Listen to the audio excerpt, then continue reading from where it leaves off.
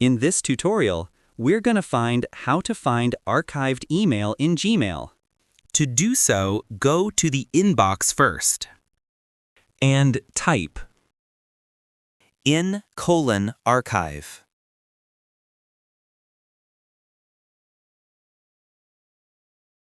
Look, these are the mails which are archived. There is another way. You can find archived mails. To do so, you need to go to More. Click on All Mail.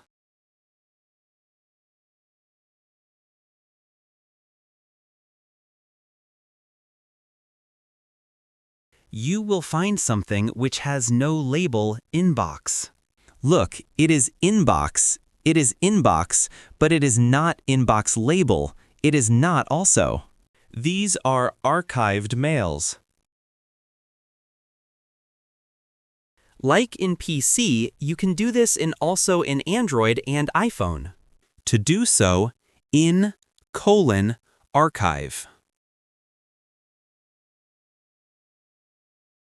You can find these mails. These are the archived mail. Also, go to All Mails. And you can see this is without Inbox label. This is also without Inbox level, so these are archived mails.